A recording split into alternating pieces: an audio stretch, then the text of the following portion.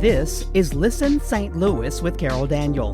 When I think about the critical issues facing Black and Brown residents in the St. Louis area, I often ask the questions: how did we get here? What's holding us back? And how do we progress? At 9 PBS, we want to deepen our understanding and change the narrative. Join me as I look for answers and discover solutions on today's podcast.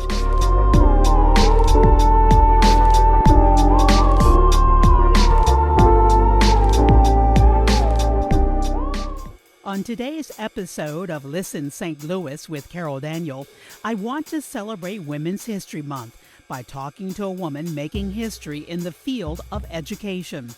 Dr. LaTonia Collins Smith is the first Black woman to lead Harris-Stowe State University, the only historically Black college in the St. Louis area. The challenges are many, including dwindling enrollment and state funding. But she says so too is her resolve to lift up under-resourced students. This from a woman who says being a college president was never her plan. She explains how it became her calling. A celebration of Women's History Month today on Listen St. Louis with Carol Daniel. Listen St. Louis with Carol Daniel is supported in part by Midwest Bank Center, the Betsy and Thomas Patterson Foundation, and Orvin and Latrice Kimbrough. Welcome back to another episode of Listen St. Louis with Carol Daniel. And let me just first say thank you. Thank you for listening, St. Louis. Thank you for subscribing. Thank you for sharing this podcast. And thank you for all of your comments. Most are kind, some are not, and I'm okay with that because I'm old now and I've got thick skin.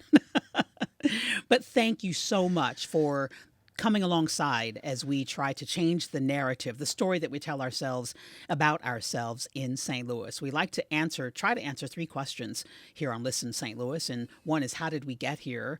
Another is, what do we need to do to progress? And a third question is, who or what is standing in our way?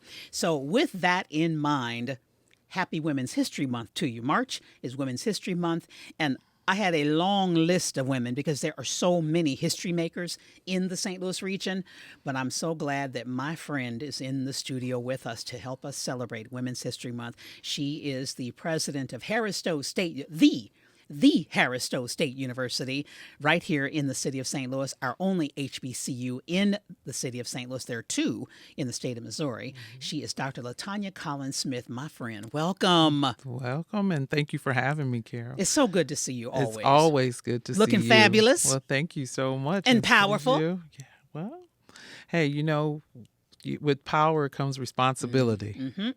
So I'm excited to be here, and I'm grateful. You are history because you're the first woman to head Harris-Stowe State University. Yes. I was actually named on the last day of Black History Month 2 years ago, and I began in my permanent position the first day of Women's History Month. So it's a double significance there. I've met a couple of people in life who say, I want to be a college president. Not many. Right. Did you want to be a college president? No.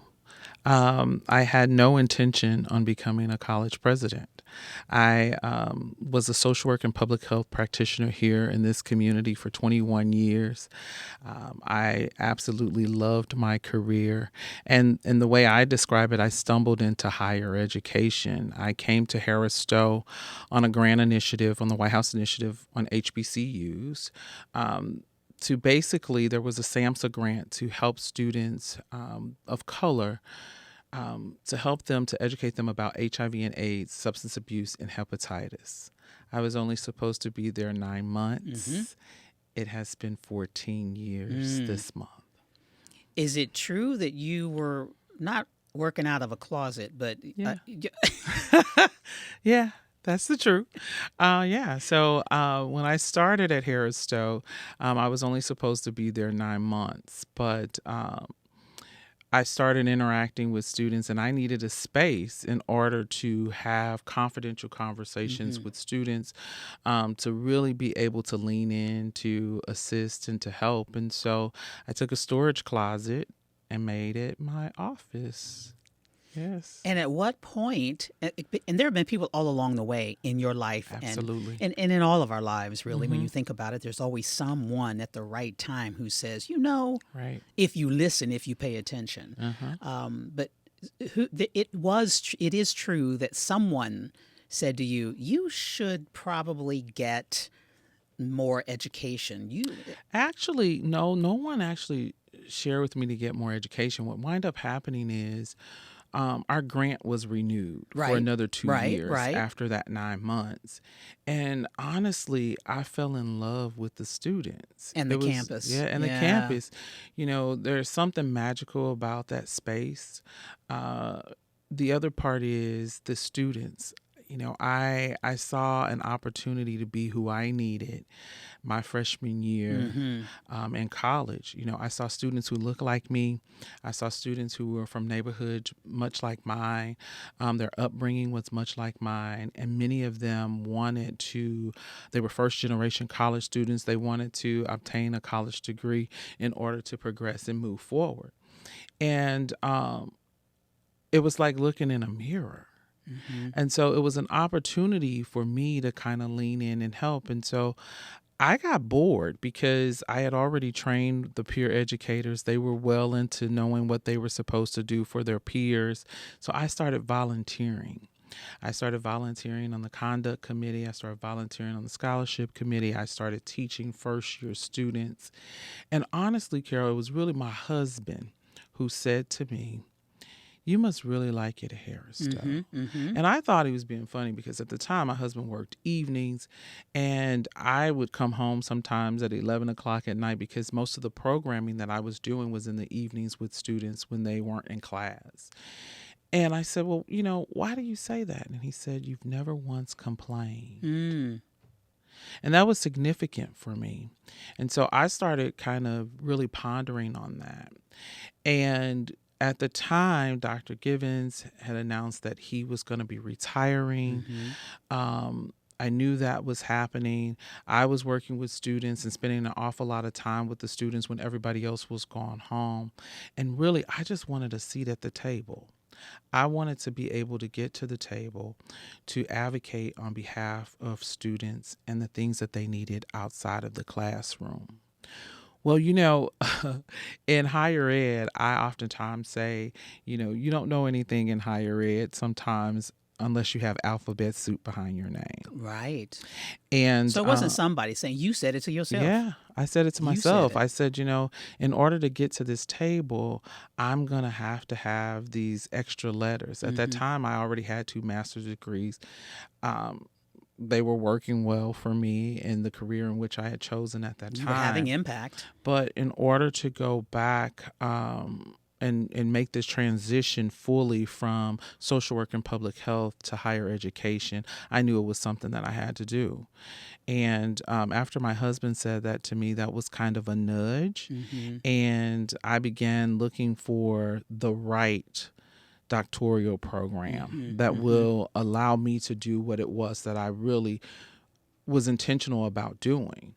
And so I wind up, I had previously been accepted into a PhD program in public health. The day I was supposed to start that program, I called and said, this isn't for me. And that was probably about 6 years before I decided that I was going to go back and work on a doctoral degree in education. And it took me 4 months to complete the application, not because, it was because I was really toying with, is this really something that I want to do? Because it's a commitment. And even then, you don't see president. No. Yes. I didn't see president. You just see I just at the wanted table. to work on a college campus, specifically Harris-Stowe. I wanted to be able to be a part of the team. I wanted to be a part of the change that was happening. The intention was not to become a college president. I had no intention on becoming president. I just wanted to be a part of the team, and I just wanted to continue the work that I had already began working with students of color and students who needed the most. One of the goals of Women's History Month and even Black History Month, of course, is that our children will know what's possible. Absolutely. And so what did a young LaTonia know? Mm-hmm. What was she thinking? As a young person, honestly, I thought I was going to be a teacher. Which is grand. Yeah, which is amazing. I'm a proud product of St. Louis Public Schools. Many of my educators graduated from Harris-Stowe State Teachers College or Harris Teachers College or Stowe's Teachers College.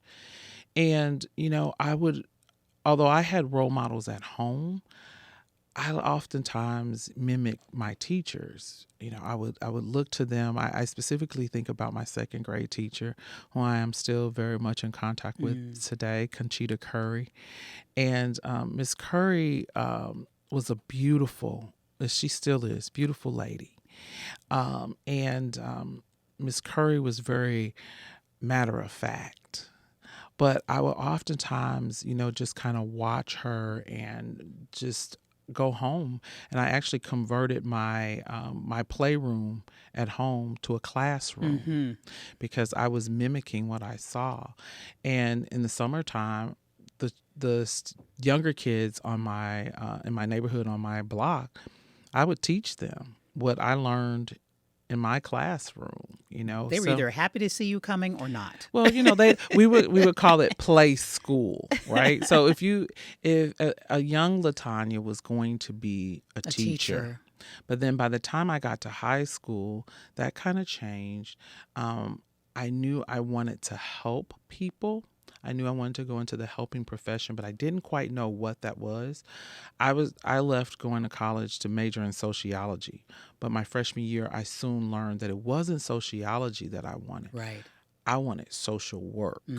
I didn't know there was a profession. There was such a degree, a field of social work. I knew I wanted to help people. I just thought it was sociology. But then when I got to college, I learned about social work. You have to think that all of those experiences have brought you to this moment. They have. Interacting with people as a social worker, I did just about everything I wanted to do. I worked in the court system. I worked in the hospitals, foster care and adoption, work with a lot of different populations. And so it has led me to this point. I tell people all the time as a president, I probably use my social work skills more so now than I did when I was practicing actively. Oftentimes I get asked, how does a social worker become a college president? How does one not? Right. Because you really have to be able to have, those morals, those values, that ethics. And that's still what drives me in the work that I do today. And you have to look out for people. And you have a heart for people. You have to have a heart for people. Which I absolutely respect everybody who has an MBA.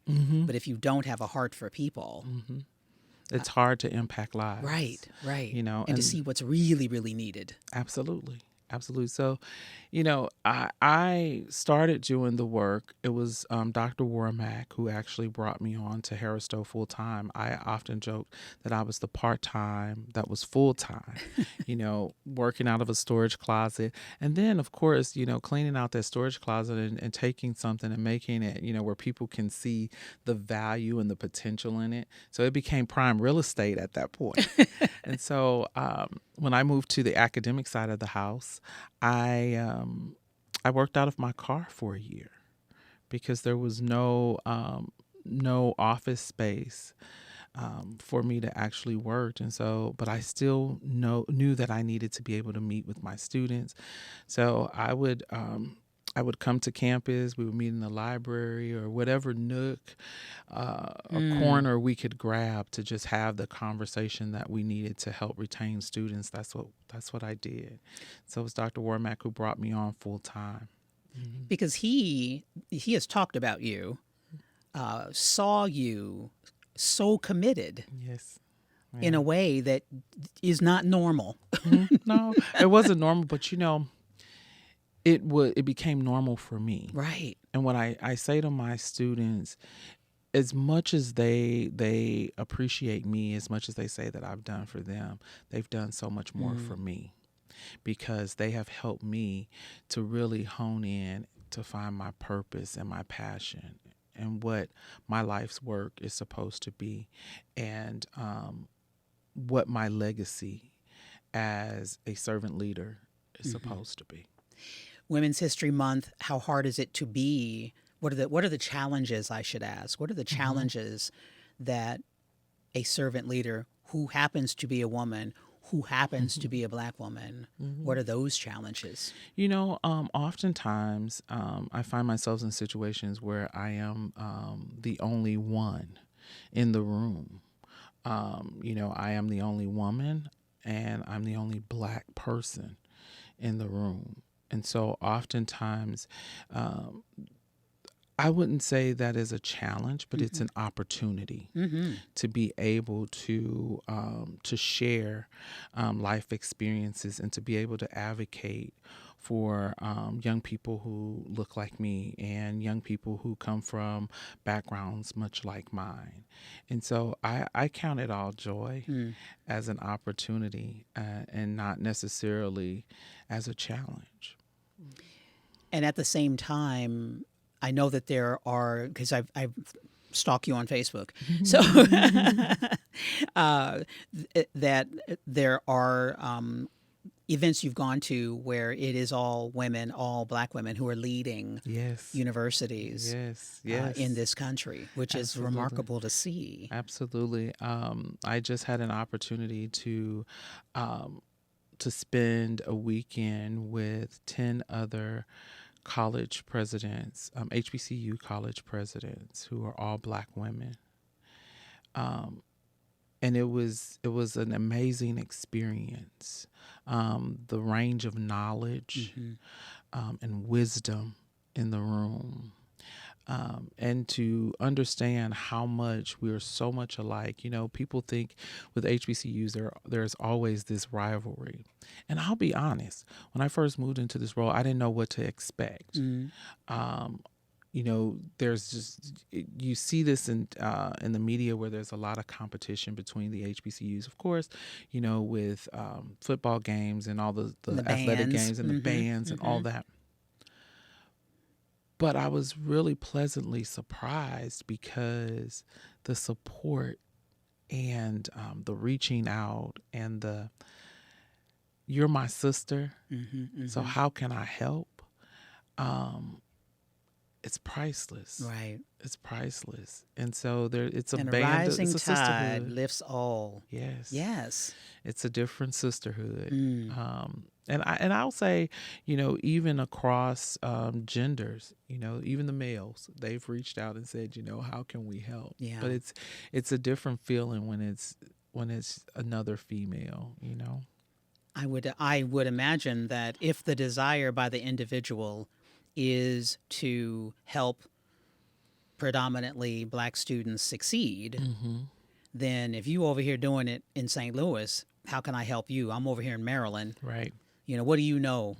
We have one common goal. We have one common goal, and there's enough Black students, I think, anyway. Yes. I mean, I know there's and look at the demographics, there are fewer teenagers in the country. I get that. But there are enough Black students who can enroll, want to enroll, don't know how to. Absolutely. There's enough work to go around. Legislatively and financially, I know from Lincoln University, because I'm a Lincoln University graduate, a Blue Tiger, an HBCU in Jefferson City, Missouri, that there's long been a discussion about funding, that the state of Missouri and every state that has an HBCU does not fully fund the HBCUs. Correct, yeah. And so we are the lowest funded in the state of Missouri. But even in that, what I say to people, little becomes much. We've been able to, and one of the things that we advocate for, look at all the great work that we are doing with this little, right? Just imagine if we had half of what was given to other institutions. Just imagine the work that we could do with a little more, right? What is the reason that you're given as to why? Well, part of it is because, we're not as large as other institutions. Our enrollment is probably the lowest compared to the other state schools. And that's the main reason, because you look at full-time students, the number of full-time students at other institutions. No, of course, we're not a flagship, but we do the heavy lifting. And when you look at HBCUs are really responsible for your Black doctors, your Black lawyers. The highest percentage of those individuals come from HBCUs. And so, that is primarily the reason. Which I don't get. I know you're repeating what they say, but I don't get it. HBCUs currently produce nearly 20% of all Black college graduates, 25% of African-American STEM graduates. Yes. And those are significant numbers. Significant. I know that it's a difficult road because if we back up and talk about education, K through 12, that your typical African-American student coming out of an urban setting may be coming not fully prepared because of the education they have received. So then does that mean that HBCUs and whatever school a child decides to go to, there's some remedial work, and I say the word remedial. I don't know what the level is, but so that's a burden that all colleges and universities carry. Absolutely. And, the difference is with Harris-Stowe, that's a part of our mission. Our mission is to help those who are under-resourced, underserved, and oftentimes underprepared. And what that means is there's a little bit more lifting that we have to do to bring students to college, to help them to become college prepared. Yes, there's remedial courses. There's some other courses that students have to take in order to bring them up to speed. But the beauty in all of that, at Harris-Stowe, we're committed to that, right? We're committed to the population that many other institutions have probably denied admission. But what's most rewarding about that work, Carol, is that at the end of that 4 years or that 5 years, seeing that student overcome, and in full disclosure, I share with my students all the time, that was me. I was a 15 ACT, tested into developmental math. But that didn't stop me from who I was destined to be. That meant that I had to do a little bit more work. And was I up for that challenge? Absolutely. Because I knew on the other side of that, the reward would be greater. And so I share that with my students all the time. You are not a 2-digit number. Right. That doesn't define who you are as a person and who you're destined to become. I learned from you some years ago in one of our previous conversations the manner in which the Department of Education tracks college graduates, which and I have been sharing it since because most people aren't aware when they look at Harris-Stowe or Mizzou or UMKC, look at any college, and the college will tell you this is our graduation rate. The percentage of kids who start as freshmen who graduate 4 years later. And that calculation, some would say, is flawed. So to explain, it is. Explain how that calculation is made. Yeah. So for us, last May, 42% of our graduate were transfer students. Okay. Those students will never count in our graduation rate because they didn't start at Harris-Stowe. Right. They started somewhere else and they transferred to Harris-Stowe. And when they transferred to Harris-Stowe, they became what I affectionately called an invisible graduate because they don't get counted in the school in which they transferred from, and neither will they count in our graduation rate, even though they still persisted and completed in 4 years. They actually will count negatively. Absolutely. For the school they left and for the school they left. Yes. So when a student starts at Harris-Stowe, if they transfer elsewhere, They won't be counted in that graduation it'd be counted rate either. against you. It'll be counted against us. Absolutely. And oftentimes, it's really significant for us because we have about 1,100 students. Mm-hmm. So, yeah, of course, the numbers will show up. But when you're an institution of 40,000, 50,000, 60,000 students, that's minor compared to the hit that we take. Right. And so we specialize, our four main cohort of students at Harris-Stowe. We have our traditional age students, age is 18 through 25, but then we have adult learners, that's 26 and older. Mm-hmm. Case in point, just this past December, we had a gentleman to graduate from Harris-Stowe who was 74 years old. Mm-hmm. I saw that story. It took him 50 years, and he only needed one course. Wow. Which was Spanish. And his advisor, one of our advisors, was a former Spanish instructor who served as his advisor but tutored him outside of the classroom to help him get towards that finish line. Mm-hmm. And so, of course, he will never show up Anywhere. Yeah, because it's calculated based upon 4 to 6 years from the time you start Right. to the time you finish. And if you don't finish within that 6-year marker, you won't count at all either. And I do, there is some sense in it. I do get it because when I started at Mizzou, I always tell people I partied at Mizzou and I got serious at Lincoln University. And when I left Mizzou, I remember my three older brothers all graduated from Mizzou. And one of them said, we started talking about I had never heard this, the attrition rate.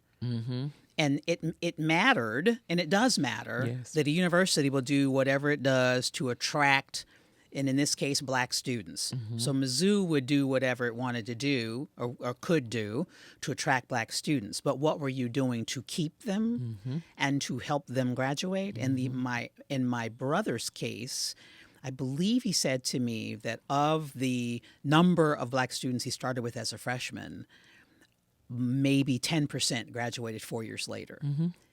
And so you would then look at Mizzou and say, what are you doing right and wrong that you would attract, say, 600 black students as freshmen, and only 60 would graduate 4 years later? What happened? What happened to that other 540? Is there something going wrong? So in a way, it does make sense to examine why students are leaving. And I know that as a social worker who has a heart for the people and as you put it, a servant leader, that you do examine what happens to our freshmen and maybe they don't last a year. What's going on? Absolutely. And so for us, we've put measures in place. So now we have a full-time person who serves as our persistent and completion coordinator. That's the title. That's the title. Persistent. Because we want you to continue to persist and complete. And that person serves as an intervention specialist to really hone in and focus in on why students they're struggling, why students decide, hey, I'm going to withdraw. We actually, before you can actually withdraw from Harris-Stowe, you have to complete a survey. Because we want to know what's going on. What's going on. Because there may be an opportunity for us to serve and provide some intervention for you. To step in. Have you talked to anyone about, maybe next semester you need to go to reduce your load to part-time instead of full-time. Our goal is, this person also is very strategic about reaching out to our stop-outs. We don't call them dropouts. We call them stop-outs. Stop-outs. Okay, that's new. Because you've stopped out of school. For whatever reason, you've had to stop out. And so that person actively reaches out to students, try to get them back in the fold, because the ultimate goal is to help you complete college. We want to make sure that you are successful and that you don't fall into this trap of being an individual here in the community who has some college, but not a college degree. I was told by a financial planner about 15 years ago that there are, and this was that number 15 years ago, 50,000 plus St. Louisans who have some college Absolutely. but haven't graduated. And And I it is thought, still that. It still it's hovers still around. that. Yes. It is still that. That's a real number. Mm-hmm. The resource that is lost, the income lost, Yes. right? So what are the reasons that your persistent and completion coordinator has found that causes students to become stop-outs? When you're working with first generation college students, many of them, their income is dependent upon in their household. Right. So many of them are stopping out to work minimum wage jobs many times. And so that's why it's important for us to say, hey, we want you to continue to persist. Maybe this semester you need to drop your load and take 2 courses instead of 4 or 5. We want you to continue to persist, because if you're able to do this, your livable wage is going to go up. Yeah, it's going to go up. Mm-hmm. We want to make sure you have a living wage, Right. where you're able to really survive. So a lot of times it's because they're having to work. Childcare is major. another huge reason. Many of our students, they have children, school age children, early childhood, that need to be in a daycare. Mm-hmm. And so it's difficult for them to take classes, work during the day, take classes in the evening. Who's going to take care of Right. their kids? Sometimes it's financial. Many students, they don't have the support that they need. And so they take out student loans, and we're trying to really reduce that for our students, the loan debt for students, because what we've discovered is that you graduate from college, but then you're stuck in debt. Right. So it kind of defeats the purpose. Absolutely. And so a lot of times is students who are needing financial assistance. There's life-changing events that happen. You'll be surprised the number of students who are taking care of parents or children or loved ones that can't, they're primary caretakers for. So we've had that to happen. Many students who say, I have to stop out because I have to go home and take care of my mom or my dad. So those are some of the top reasons that we see for students who are deciding, I'm going to stop out and not continue to persist. And does Harris-Stowe have the wherewithal, the bandwidth? And I know some of that answer is yes, because you have made it your business to secure more funding, to establish more scholarships. We were talking about the 3 Nellie Scholars Yes. that he announced at the Black and White Ball that now exist. Yes.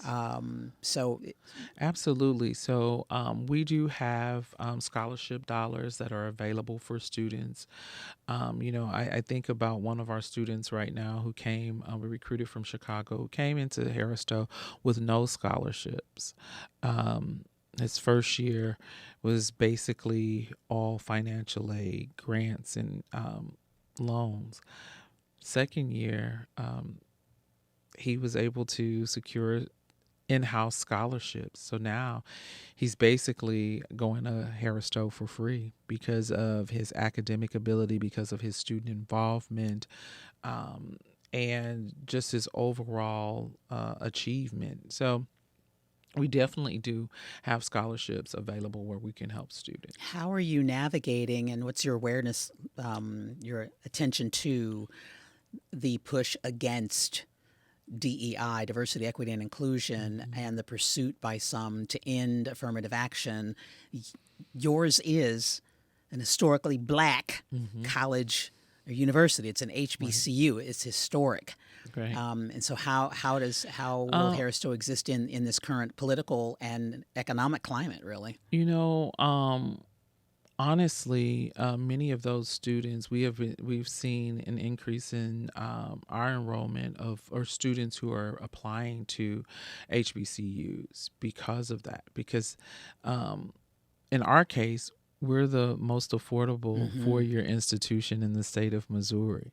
So for those students who would go to another institution and they look at the price tag, many are opting to come to a school like Harris-Stowe because if they're not able to obtain scholarships, much like what I just described, they'll persist to get what they can that first year, and then apply for in-house scholarships. And even if those students don't receive scholarships, Harris-Stowe still is more affordable. You know, they look at, do I stay at home versus staying on campus? How do I navigate the cost factor where it's more affordable, you know, for their specific circumstance? In enrollment, funding is up. You're establishing more scholarships. Every time I turn around, I see you posing with one of them big checks. And I'm grateful for each one. You know, we have been very intentional about individuals who are making donations to Harris-Stowe and really encouraging people to create a legacy, leave a legacy, to establish an endowment. So long after you're gone, your legacy lives on. And so I'm tremendously grateful for the companies, the corporations, the individuals, the organizations who have stepped up to the plate and accepted the challenge and said, you know what, this is something that we want to do. We want to leave a legacy and we want to support students to and through college. And at the same time, on a dual track, you're looking at enrollment. Enrollment is down. Enrollment's down. I mean, the pandemic hurt the entire world, Yes. And Harris-Stowe being a part of that world, it hurt you as well.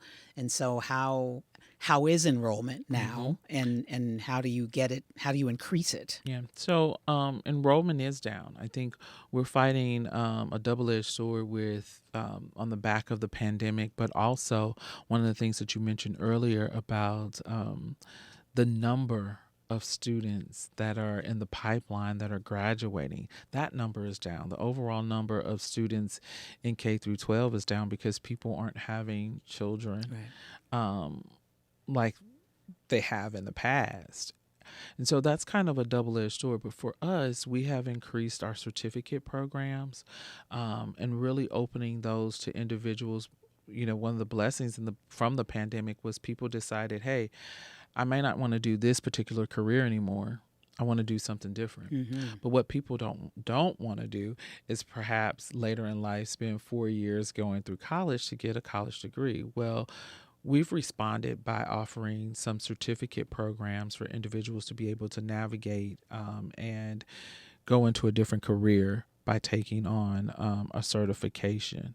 What we've also seen is an increase and an influx in individuals who want to become entrepreneurs. Big time. And so while we have added that as an added bonus for our students who are business majors or any major at Harris-Stowe, you can also go into and get a entrepreneurship certificate. The community has responded very well to that. And one of the good things about that entrepreneurship certificate is that it doesn't matter what walk of life you come from. You can be an entrepreneur. Our very first cohort in the entrepreneurship certificate program was a cohort of 7 justice-involved individuals who had been incarcerated, but now they're out, they're back in our community, and we're teaching them how to establish themselves as a true entrepreneur and do it the right way by building a business plan, by developing a marketing strategy, by learning how to budget, by learning how to pay yourself and keep some for your business. And that, what we look at when we think about that is that's how you truly transform lives, and that's how you stop that cycle, and that's how you truly transform communities. So I was maybe I was kind of bragging, I don't know, but I was telling people about the program, and I said you're in the third or fourth cohort, but I was way off. 7 by now, yeah. And my understanding, having read articles in the St. Louis American about the program and seen, photos of the graduates, that there's a waiting list. There's a to waiting get list in. to get in. Yes, yes. So the response is great. And they're doing some remarkable work with our MECA program, and we're so excited. We are in the final stages of opening our of renovations for our Center for Innovation and Entrepreneurship. And I'm gonna be honest, Carol, I think we've probably outgrown it already. But So many people. yeah. Um, but that's a good problem to have. Right. And so we're excited about that. Early summer, we should be opening our Center for Innovation and Entrepreneurship located on the corner of Olive and Compton. And so a lot of great work is happening in that space. The other great thing that we're doing, we have a robust agenda in STEM. You mentioned STEM earlier, and the number of minorities who are graduating with degrees in STEM and going out to do great work. For us, we started our STEM agenda about 11 years ago, but it has taken off and it's rolling. Our number one degree producing program at Harris-Stowe is biology, and 80% of our biology majors are women. So that's significant within itself. We're doing some really great work in NGA. We are the HBCU hub for students who are interested in that work, geospatial intelligence. And so we're bringing students from other HBCUs to St. Louis in the summer for our summer immersion program, and they're learning the different skills and talent that they need in order to go into a rewarding career with the National Geospatial Intelligence Agency. Is this a pivot? Is this because what I've been curious about, especially with MECA and the entrepreneurship certificate and all the other certificate programs that I see announced, that I've seen announced over the years, that it seemingly most universities of a certain size in the country have to pivot. As you mentioned, there are just fewer bodies because people have been having fewer children. So there are just fewer 18-year-olds in the world. I mean, well, in the United States. And so does the university have to pivot away from the traditional 4-year or just add to? No, we're just adding to. Okay. We're supplementing. It makes you more marketable. Yeah. When you think about how many people are graduating, I'll just use for an example with a bachelor's bachelor's of business administration, right? Well, if I add on, I have these other talents. You know, I have my entrepreneurship certificate. I have my GIS certificate. It makes you more marketable, and it gives you that flexibility to be able to do multiple things. And it makes you more marketable. It makes as a Harris-Stowe university. more marketable as a university. And what you have to understand is in this day and age, as a university, you have to be able to think of innovative and creative ways to be able to market students.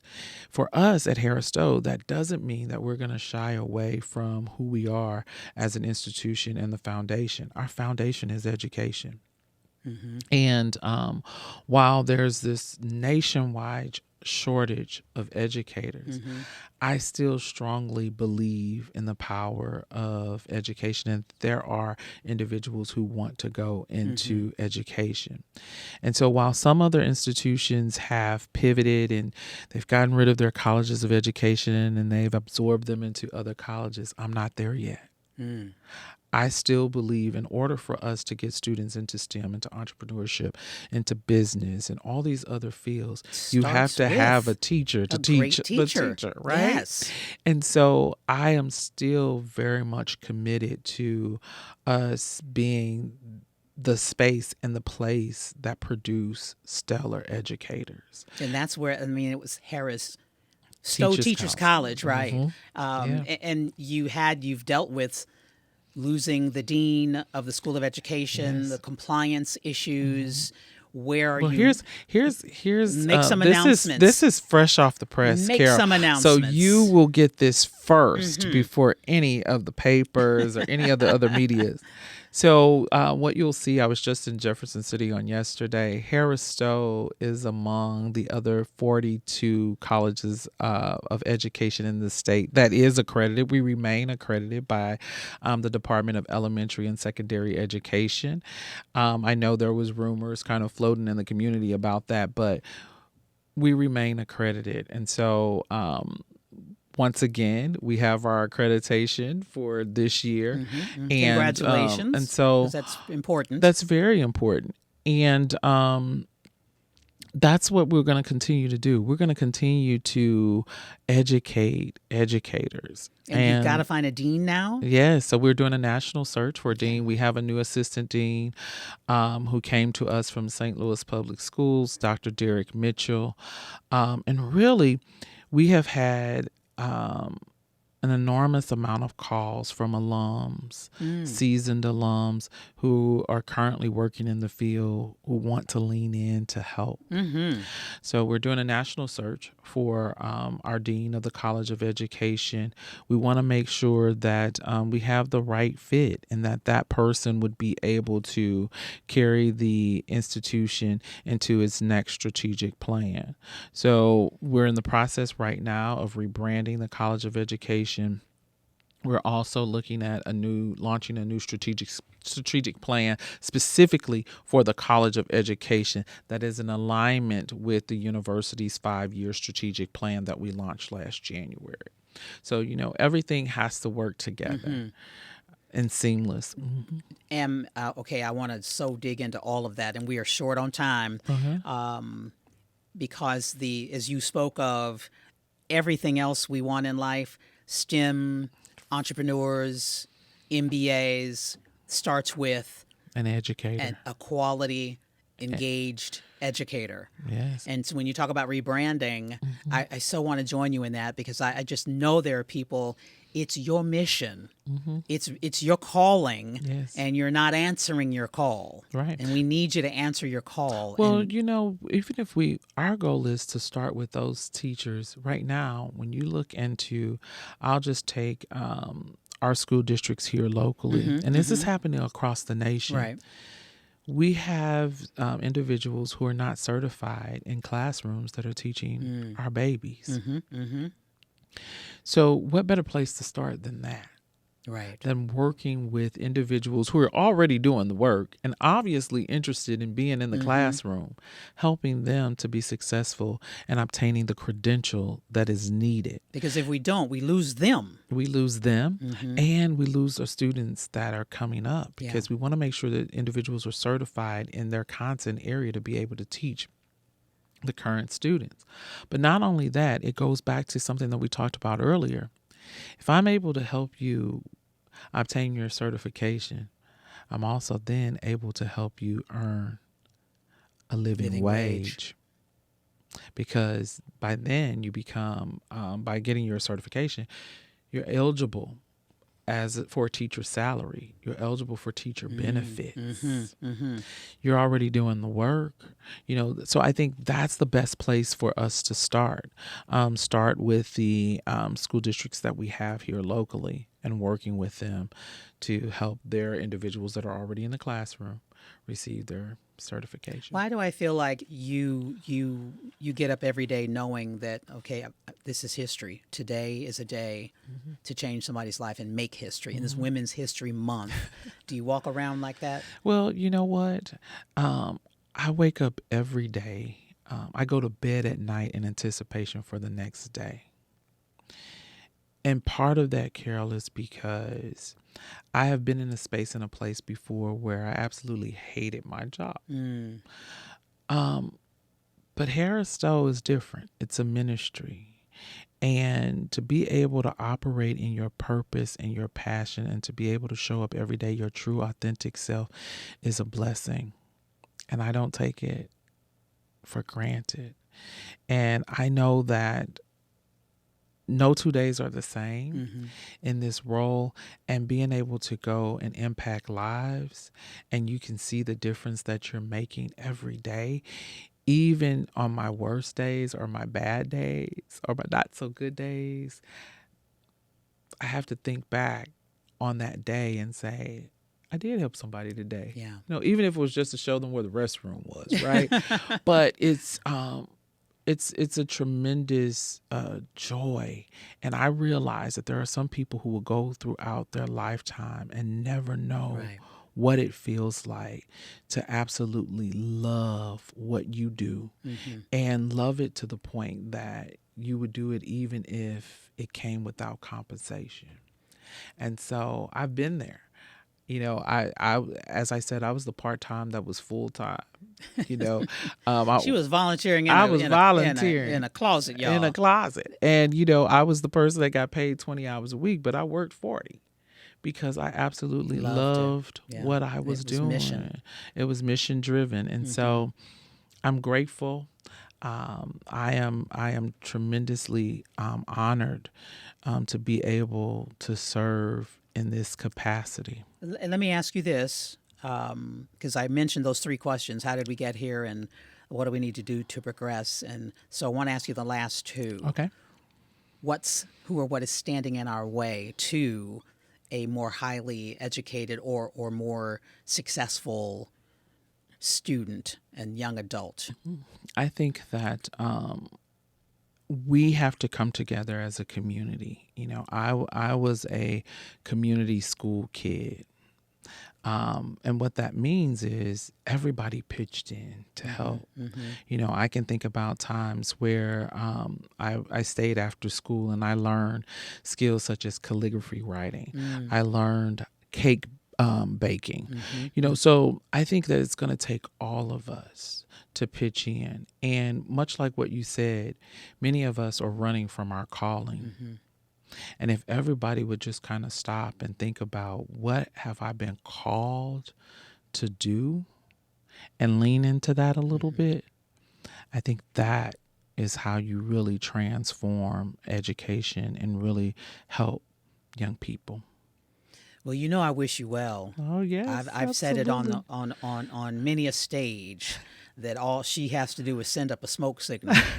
And I'm there. Yes. Because I too believe in education, and I have teachers that I'm still like you, that I'm still close to today, and I had the benefit of some quality educators, and it made all the difference in the world in my life, and we need that, and our young people deserve it. They deserve it. They deserve to know that someone is there and that they care. And so I tell people all the time, no, this was not the path that I actually selected. It selected me. But I am really grateful to be able to be, auntie, mom, all best friend, all of those things, because someone showed up for me.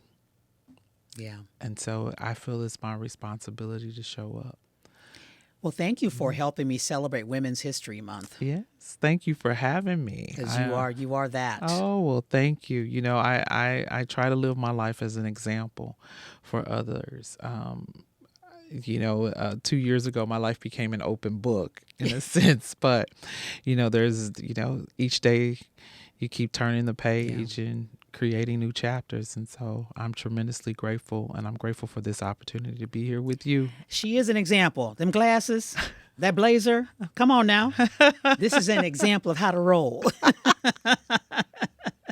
Thank you so much. Thank you. No, thank you. The president of the Harris-Stowe State University in The the illustrious. The illustrious Harris-Stowe. Harris-Stowe State University, Dr. LaTonia Collins Smith. Thank you, my friend, and Thank you. congratulations. Thank and you. we wish you well. Thank you. We wish you well, because Thank we will all benefit. If she succeeds, we all succeed. And thank you for joining us for another episode of Listen St. Louis with Carol Daniel. Don't forget to subscribe, to share, to download, to comment, and to tell all your friends about this incredible conversation that's going on here at 9 PBS, because we intend to change the narrative, the story that we tell ourselves about ourselves here in the St. Louis region. So join us in that endeavor, because it will benefit us all. We'll be back next week with another episode of Listen St. Louis with Carol Daniel. Thank you.